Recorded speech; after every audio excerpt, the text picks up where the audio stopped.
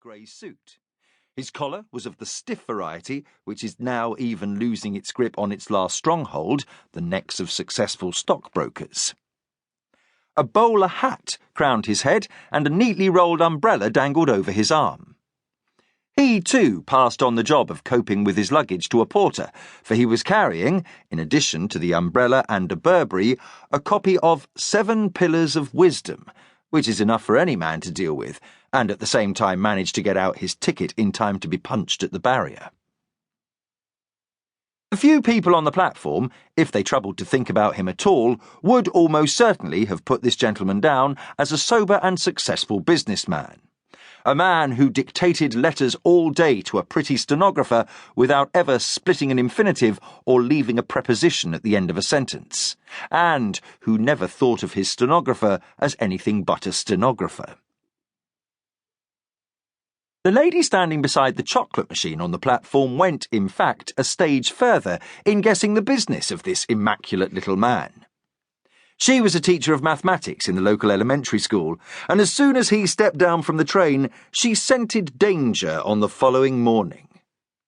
Miss Jenkins was perfectly certain that the immaculate little man was one of those arch fiends, His Majesty's Inspectors of Education. She rushed at once to warn the other members of the staff of the impending peril.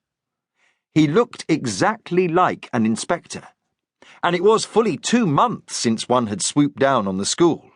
Yes, an inspector without the slightest doubt. The bowler and the umbrella gave him away at once, and 7 Pillars of Wisdom settled it.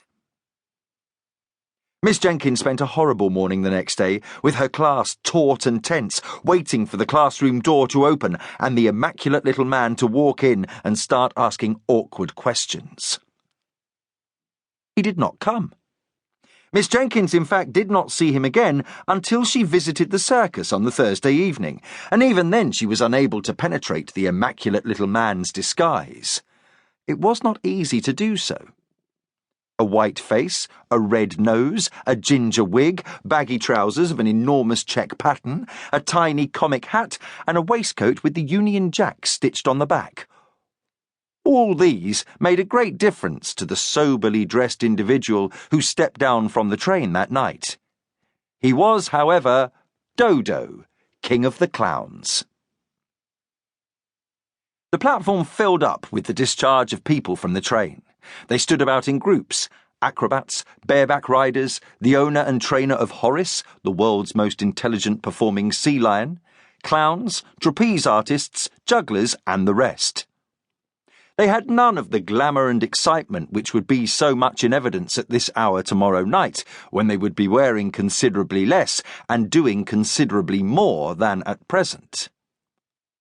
Only one of the battalion, in fact, seemed to be doing anything at all, and he was certainly making a great deal of noise.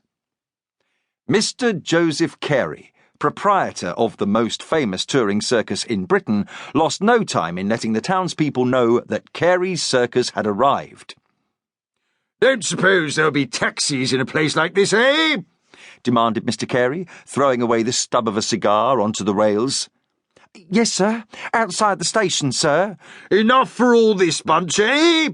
"Well, sir, I don't know about that, sir." "No, didn't expect you would. Mr. Johnston! Where's Mr. Johnston? Get Mr. Johnston, will you? Here, Mr. Johnston, are you in charge of the advance arrangements for this circus, or aren't you?" "Yes, sir. I am, sir." "And haven't I told you 100 times that being in charge of advance arrangements means looking after the comfort of the artists, as well as letting the public know what's coming to 'em?"